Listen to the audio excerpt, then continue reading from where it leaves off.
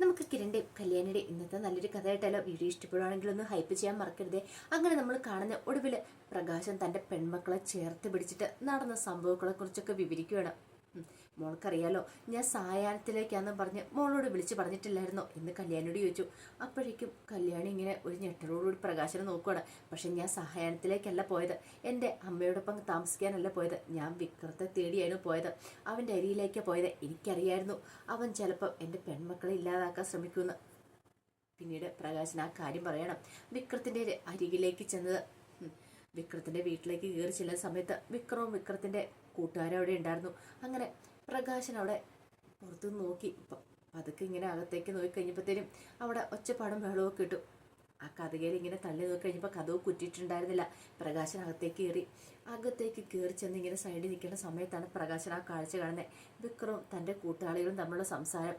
ഈ സമയം പ്രകാശൻ പറഞ്ഞു, അവനെക്കുറിച്ചുള്ള കാര്യങ്ങളൊക്കെ എനിക്ക് വ്യക്തമായിട്ട് മനസ്സിലായി മോളെ. അവന് ഞാൻ പലതവണ ഉപദേശം കൊടുത്താണ്, പക്ഷെ അവൻ നന്നാവാൻ തീരുമാനിച്ചിട്ടുണ്ടായിരുന്നില്ല. എത്രയെന്ന് വെച്ചാൽ ഞാൻ പറയാവുന്ന തന്നെ മാക്സിമം പറഞ്ഞു നോക്കിയതാ. മോനാന്ന് പറഞ്ഞിട്ട് കാര്യമൊന്നുമില്ല. അവൻ്റെ ദുഷ്ടത്തരം അതങ്ങോട്ട് കൊടുമുടിയിലെത്തി നിൽക്കുമായിരുന്നു. ഞാൻ എത്രയോ വട്ടം അവനെ ഉപദേശിച്ചിട്ടുണ്ട്. ഇതിനു മുമ്പാണെങ്കിലും അവനെ ഉപദേശിച്ച, പക്ഷെ അന്നൊന്നും അവനെൻ്റെ വാക്കുകൾ ചെവിക്കൊണ്ടില്ല. ഇപ്പോഴും വീണ്ടും അതേ രീതിയിൽ തന്നെ മുന്നോട്ട് പോകാനായിരുന്നു അവൻ തീരുമാനിച്ചത്. ഞാൻ അവിടെ ചെന്നപ്പോൾ കണ്ട കാഴ്ച എന്താണെന്നറിയാം മക്കൾക്ക്. അവൻ്റെ കൂട്ടുകാരോട് പറയുന്ന കാര്യങ്ങളൊക്കെ. വിക്രം തൻ്റെ കൂട്ടുകാരോട് പറയായിരുന്നു, എടാ എനിക്ക് 2 ടാർജറ്റാണ് ഉള്ളത്. ഒന്നുണ്ടല്ലോ, ആ കല്യാണി, അവളെ ആദ്യം ഇങ്ങോട്ട് തീർക്കണം. അവളെ തീർത്ത് കഴിഞ്ഞാൽ എനിക്ക് സമാധാനവും. പിന്നെ കാർത്തിക, കിരണായിരിക്കും ഗംഗേണ്ണ ഇല്ലാതാക്കിയത്. അങ്ങനെയുള്ള കിരണെ ഞാൻ വെറുതെ പറഞ്ഞോ? ഒരിക്കലും ഇല്ല. ഗംഗേണ്ണ തല്ലിച്ചതച്ച് കൊന്ന കിരണെ ഞാൻ വെറുതെ വിടില്ല. കിരണിനെ തീർക്കും. പിന്നെ കാർത്തിക, കല്യാണി, രണ്ടരത്തിനെ കൂടെ തീർത്തു കഴിഞ്ഞാൽ എനിക്ക് സമാധാനമാകത്തുള്ളൂ. അതിനാടാ ഞാൻ ഈ ആയുധമായിട്ട് വന്നിരിക്കുന്നത്. സാധാരണ കത്തിയുമായിട്ട് ചെന്നിട്ടുണ്ടെങ്കിൽ കിരണിൻ്റെ തല എനിക്ക് പൊളിക്കാൻ പറ്റില്ല. തോക്കാണെങ്കിൽ നല്ലൊരു ആയുധമല്ലേ. ആ സമയത്ത് കൂട്ടുകാരന്മാരിൽ ഒരാൾ പറഞ്ഞു, എടാ അതൊക്കെ വല്ലതും നടക്കുന്ന കാര്യമാണോ? കിരണിൻ്റെ ശക്തിയെക്കുറിച്ച് അറിയാലോ. ഗംഗാപ്രസാദിനെ പോലെ അത്ര നല്ലൊരു ശക്തിയുള്ളവനെ ഒതുക്കി തീർത്തവന്. അപ്പം പിന്നെ അവനെ എനിക്കറിയാടാ. അതുകൊണ്ട് നേരിട്ട് എന്നിട്ടൊന്നും ചെയ്യാൻ പറ്റില്ല. പക്ഷെ അല്ലാതെ ഒളിയമ്പ് പ്രയോഗിക്കാനായിട്ട് എനിക്ക് പറ്റും. അവനെ ഞാൻ ഷൂട്ട് ചെയ്ത് തീർക്കുമെന്ന് പറഞ്ഞു. ഞാൻ ഈ കാര്യങ്ങളൊക്കെ ചെയ്തിട്ട് തിരികെ ജയിലിലേക്ക് ഇനി പോകത്തുള്ളൂ. പ്രകാശന് കാര്യം മനസ്സിലായി, അവൻ്റെ ഉദ്ദേശ ലക്ഷ്യം എന്താണെന്ന്. പിന്നീട് കൂട്ടുകാരുമായിട്ട് വിക്രം സന്തോഷിക്കുകയാണ്. കാരണം ഇന്നത്തെ ഒരു രാത്രിയോടെ കഴിഞ്ഞാൽ നാളെ ഞാൻ ഉദ്ദേശിക്കുന്ന പോലെ തന്നെ കാര്യങ്ങൾ നടക്കും. പിന്നെ എൻ്റെ അച്ഛൻ എന്ന് പറയുന്ന അയാളുണ്ടല്ലോ, പ്രകാശന്, എന്നെ ഉള്ളം കൈ കൊണ്ടു നടന്നവനാ. പക്ഷെ ഇപ്പം എന്നെ അയാൾക്ക് വേണ്ട. അതിനുള്ള പരിഹാരം ഞാൻ ചെയ്തിരിക്കും, പ്രതികാരം ചെയ്തിരിക്കും. അവൾമാർ കിടന്ന് ചാവുന്ന കാണുമ്പോൾ, പിടഞ്ഞ് ചാവുന്ന കാണുമ്പോൾ പ്രകാശൻ പൊട്ടിക്കരയണം. അതാണ് ഞാൻ അയാൾക്ക് കൊടുക്കുന്ന ശിക്ഷ. നെഞ്ചുപൊട്ടി അയാൾ മരിച്ചോളും. അയാളെ പിന്നെ പ്രത്യേകിച്ച് ഞാൻ കൊല്ലേണ്ട കാര്യമൊന്നുമില്ല. എന്നെ ഇല്ലാതാക്കാൻ ശ്രമിച്ചവനാ പ്രകാശന്. അപ്പം അയാളെ ഞാൻ വെറുതെ വിടുവോ? അച്ഛനാണ് പോലും ഇത്രയും കാലം എന്നെ ചേർത്ത് പിടിച്ചിട്ട് ഇപ്പം പെൺമക്കൾക്ക് വേണ്ടിയിട്ട് അയാൾ ജീവിക്കണേ എന്നൊക്കെ ഇങ്ങനെ പറഞ്ഞ് പൊലിപ്പിക്കൊണ്ടിരിക്കുമായിരുന്നു വിക്രം. പിന്നീട് പ്രകാശൻ അവിടെ കാത്തു നിൽക്കുവാണ്. അങ്ങനെ കുറേ സമയങ്ങൾ കഴിഞ്ഞു പോയി. നേരം ഏകദേശം വെളുത്തു വന്നു. നേരം വെളുത്തു എന്ന് ഇച്ചിരി കഴിഞ്ഞപ്പോഴത്തേനും വിക്രത്തിന്റെ കൂട്ടുകാരെ എഴുന്നേറ്റ് വിക്രത്തെ വിളിക്കുകയാണ്. എടാ എഴുന്നേക്കടാ എന്നൊക്കെ പറഞ്ഞിട്ട് വിക്രം ചോദിച്ചു, നേരം വെളുത്തോ? അതെ, നേരം വെളുത്തിട്ട് കുറേ സമയമായെന്ന് പറഞ്ഞു. അല്ല, നിങ്ങളെന്താ പോവാൻ തുടങ്ങുകയാണെന്ന് ചോദിച്ചു. അതെ, ഞങ്ങൾ പോകാനായിട്ട് ഇറങ്ങുക. എടാ വല്ല കട്ടൻ കാപ്പി കുടിച്ചിട്ട് പോയാൽ മതി. എടാ കട്ടൻ കാപ്പി ഇവിടുന്ന് കുടിച്ചിട്ട് കാര്യമില്ല, കളർ വെള്ളം തന്നെ കുടിക്കണം, എങ്കിൽ തലവേദനയൊക്കെ മാറത്തണം എന്ന് പറഞ്ഞു. പിന്നെ നീ ഇനി എന്താണെങ്കിലും അവർ തീർക്കാൻ പോവല്ലേ, എന്തെങ്കിലും ആവശ്യമുണ്ടെങ്കിൽ ഞങ്ങളെ വിളിക്കാൻ മറക്കരുത്.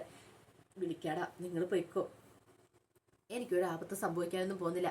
പിന്നെ എന്തേലും എനിക്ക് പ്രശ്നം ഉണ്ടായിട്ടുണ്ടെങ്കിൽ ഞാൻ അപ്പം തന്നെ നിങ്ങളെ വിളിക്കും, നിങ്ങൾ വന്നേക്കണമെന്ന് പറഞ്ഞു. അതൊക്കെ ഞങ്ങൾക്കറിയാം, നീ ധൈര്യമായിട്ട് പോയിക്കോ. ഉദ്ദേശ കാര്യങ്ങളൊക്കെ നടപ്പാക്കിയിട്ട് വരാൻ പറഞ്ഞു. അങ്ങനെ എന്ത് ചെയ്തു, കാര്യങ്ങളൊക്കെ പറഞ്ഞിട്ട് അവന്മാരും കൂടെ പോയി.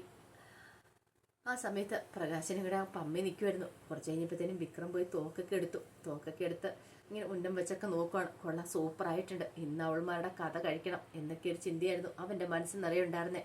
ആ സമയത്ത് പ്രകാശൻ എന്ത് ചെയ്തു, അവിടേക്ക് വന്നു. അവൻ തിരിഞ്ഞു നിൽക്കുന്ന സമയത്ത് ഒരു ഇരുമ്പ് ദണ്ട് കയ്യിലേക്ക് എടുത്തു. അതുമായിട്ട് പ്രകാശൻ അങ്ങോട്ട് വന്നേ. ഇരുമ്പ് ദണ്ട് എടുത്തിട്ട് അവൻ്റെ തലക്കിട്ട് ഒറ്റ അടിയായിരുന്നു. പെട്ടെന്ന് അവനെ തിരിഞ്ഞു നോക്കാൻ പോലും പറ്റില്ല. അവന് താഴേക്ക് വീണു ബോധം കിട്ടുപോയി. ഇത് കേട്ട് കഴിഞ്ഞപ്പോഴത്തേനും കല്യാണിയും കാദംബരിയൊക്കെ അമ്പരപ്പോടുകൂടി പ്രകാശനെ നോക്കണം. പ്രകാശൻ പറഞ്ഞു, പിന്നെ ഞാൻ അവിടെ കാത്തിരുന്ന് എൻ്റെ മക്കളെ അവന് ബോധം വീഴാനായിട്ട്, ബോധം വീണ് കഴിയുമ്പോൾ അവനോട് കുറച്ച് കാര്യങ്ങളൊക്കെ പറയാനായിട്ട്, എൻ്റെ മക്കളെ കൊല്ലലെന്ന് അപേക്ഷിക്കാൻ വേണ്ടിയിട്ട് അതിനു വേണ്ടി ഞാൻ കുറേ സമയം കാത്തിരുന്നു. അവന് ബോധം വീഴണമല്ലോ. പക്ഷേങ്കിൽ ബോധം വീണ് കഴിഞ്ഞിട്ടും അവനോട് ഞാൻ അപേക്ഷിച്ചിട്ട് പക്ഷേ അവൻ എൻ്റെ വാക്കുകളൊന്നും കേൾക്കാൻ കൂട്ടാക്കിയില്ല. അതുകൊണ്ടാണ് ഞാൻ ഈ പ്രവൃത്തി ചെയ്തതെന്ന് പറഞ്ഞു. പിന്നീട് പ്രകാശൻ ആ കാര്യങ്ങളൊക്കെ ഓർത്തെടുത്ത് പറയണം. ബോധം വീണ് കഴിഞ്ഞപ്പോഴത്തേനും അവനിങ്ങനെ ചുറ്റും നോക്കി. ഞാനവൻ്റെ കൈയെല്ലാം ബന്ധിച്ചിട്ടുണ്ടായിരുന്നു. അവനത് ഒരിക്കലും പ്രതീക്ഷിച്ചിട്ടുണ്ടായിരുന്നില്ല ഞാൻ അവനിട്ട് ഇങ്ങനെ ഒരു പണി കൊടുക്കുമെന്ന്. അങ്ങനെ കണ്ണു തുറന്ന് നോക്കുന്ന അവൻ ആദ്യം തോക്കയിലേക്കാ നോക്കുക. തോക്ക് ഇത്തിരി മാറി അവൻ്റെ അടുത്ത് കിടപ്പുണ്ടായിരുന്നു. ഈ സമയത്ത് പ്രകാശം പറഞ്ഞു, എടുക്കടാ, നീ തോക്കെടുക്കടാ. നിനക്ക് വേണ്ടത് എൻ്റെ പെൺമക്കളുടെ ജീവനല്ലേ, നീ തോക്കെടുത്ത് ആദ്യം എന്നെ ഷൂട്ട് ചെയ്യേ, എന്നിട്ട് നീ എൻ്റെ പെൺമക്കളെ ഇല്ലാതാക്കാൻ പോയിക്കോളാൻ പറഞ്ഞു. അത് കേട്ടിപ്പോൾ വിക്രം പറഞ്ഞു, ഞാൻ ചെയ്യൂടാ, ഞാൻ അവരെ കൊല്ലൂന്ന് പറഞ്ഞു. ദേ വിക്രം, നിന്നെ ഞാൻ ഇത്രയും കാലം സ്നേഹിച്ചു. എന്തുകൊണ്ടാണെന്നറിയാവോ? നീ എൻ്റെ മകനായതുകൊണ്ട്. എൻ്റെ പെൺമക്കളെ പോലും അന്ന് ഞാൻ കാര്യമായിട്ട് നോക്കിയിട്ടില്ല, നിനക്കറിയാലോ. കല്യാണി മോള് ഒരു നേരത്തെ ആഹാരം പോലും കഴിക്കാതെ കിടക്കുന്ന സമയത്ത് നീ മൃഷ്ടാന ഭോജനം കഴിച്ചു. നിനക്ക് എവിടെ നിന്നാണെങ്കിലും ഞാൻ കൊണ്ടുത്തരുമായിരുന്നു, ഉരുളി ഉരുട്ടി വായിലേക്ക് വെച്ച് തരുമായിരുന്നു. പക്ഷെ എൻ്റെ കല്യാണി മോള് ആ സമയത്തൊക്കെ തൊഴുത്തിലാണ് കിടന്നുകൊണ്ടിരുന്നത്, നിനക്കറിയാലോ.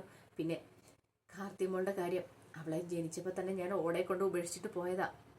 അങ്ങനെ ഒരു അച്ഛനാടാ ഞാൻ നിന്നെ എന്നും ഞാൻ സ്നേഹിച്ചിട്ടുള്ളൂ. പേരിൽ പോലും ഒരു കുറവും വരുത്തില്ലെന്ന് കരുതിയിട്ടാണ് വിക്രമാദിത്യൻ എൻ്റെ പേരിട്ടെ, നിനക്കതറിയാലോ. ഇത് കേട്ടപ്പോൾ വിക്രം ഇങ്ങനെ നോക്കണം. നിനക്കിതൊന്നും പറഞ്ഞാൽ മനസ്സിലാവില്ല. എൻ്റെ പെൺമക്കളെ ഒന്ന് ചെയ്യരുന്നതിനോട് പലവട്ടം ഞാൻ അപേക്ഷിച്ചു. ഇനി നിനക്ക് സമയമുണ്ട്. എൻ്റെ പെൺമക്കളെ എങ്ങനെ ഉപദ്രവിച്ചാട്ടല്ലോ, നിന്നെ വെറുതെ വിടില്ല എന്ന് പറഞ്ഞു. അപ്പോഴേക്കും വിക്രം പറഞ്ഞു, നിന്റെ പെൺമക്കളെ വെറുതെ വിടണല്ലേ? ഒരു കാരണവശാലല്ല, അവരെ ഞാൻ തീർക്കും, ഉറപ്പായിട്ടും തീർക്കും എന്ന് പറഞ്ഞു. ഇത് കേട്ട് കഴിഞ്ഞപ്പം പ്രകാശം പറഞ്ഞു, തീർക്കില്ലടാ, നീ തീർക്കും എന്നുള്ള കാര്യം എനിക്കറിയാം. പക്ഷേ അങ്ങനെ നിന്നെ ഞാൻ വെറുതെ വിടാനായിട്ട് പോകുന്നില്ല. നിന്നെ എന്ത് ചെയ്യണമെന്ന് എനിക്ക് നന്നായിട്ട് അറിയാടാന്ന് പറഞ്ഞു. നിന്നെ ഞാൻ ജീവനോടെ വിടുമെന്ന് നിനക്ക് തോന്നുന്നുണ്ടോ? പിന്നെ നിനക്ക് ഇത്തിരിയെങ്കിലും മനസാക്ഷി ഉണ്ടായിരുന്നെങ്കിൽ നിന്റെ സ്വന്തം അമ്മയായിരുന്നടാ. നിനക്ക് വെച്ച് വിളമ്പിയ നിന്റെ അമ്മയായിരുന്നു ദീപയെ നീ വെറുതെ വിട്ടോ? ഇല്ലല്ലോ, അവളെ പോലും നീ വെറുതെ വിട്ടില്ല. നീ എന്താടാ കാണിച്ചു കൂട്ടിയത്? പാവ അവള്, അവള് മരിച്ചു കഴിഞ്ഞപ്പോഴെങ്കിലും നിനക്കൊന്നും വന്ന് കാണാൻ തോന്നിയോടാന്നൊക്കെ ചോദിക്കുകയാണ്. ഇത് കേട്ടിച്ചപ്പോൾ വിക്രം പറഞ്ഞു, നിർത്തടോ തൻ്റെ പ്രസംഗം, താൻ എന്താ പറഞ്ഞുകൊണ്ടിരിക്കണേ?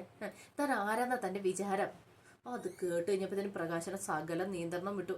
പ്രകാശന ഒറ്റ അടിയായിരുന്നു അവൻ്റെ കവള് നോക്കി. എന്താടാ വൃത്തിയായിട്ടാണ് നീ പറഞ്ഞത്? എൻ്റെ ഭാര്യ, അവള് മരിച്ചു കഴിഞ്ഞിട്ട് അവളോടുള്ള വൈരാഗ്യം വാശി നിനക്ക് തീരുന്നില്ലേ? അവള് നിന്റെ അമ്മയാടാ. എന്നിട്ട് ഒരു നേരത്തെ ബലി നടത്താൻ പോലും നീ വന്നോടാ, അവളുടെ കർമ്മങ്ങൾ നടത്താൻ നീ വന്നോ? എന്നിട്ട് അവൻ അധിക പ്രസംഗം പറഞ്ഞിരുന്നു. മിണ്ടാതെ കിടക്കണ നായ അവിടെ എന്ന് പറഞ്ഞിട്ട് വീണ്ടും അടിക്കുവാണ്. കാരണം കൈയും കാലും ഒക്കെ ബന്ധിച്ചുകൊണ്ട് അനങ്ങാൻ പോലും പറ്റുന്നുണ്ടായിരുന്നില്ല. അവനൊരു വശത്തേക്ക് മറിഞ്ഞു വീഴുവാണ്. പ്രകാശൻ ഇങ്ങനെ വൈരാഗ്യ ബുദ്ധിയോട് കൂടിയിട്ട് അവൻ്റെ അടുത്തിരുന്നിട്ട് അവനെ വീണ്ടും വീണ്ടും തല്ലുവാണ്. അപ്പം അതിൻ്റെ വിശേഷങ്ങളൊക്കെ എന്ന് കാണുന്നത്. ഇതിൻ്റെ ബാക്കി വിശേഷങ്ങളുമായിട്ട് വൈകുന്നേരത്തെ പ്രമോയി വരാട്ടോ. ഒരിക്കൽ കൂടി എല്ലാവർക്കും ശുഭദിനം നേർന്നുകൊണ്ട് നിർത്തുന്നത്.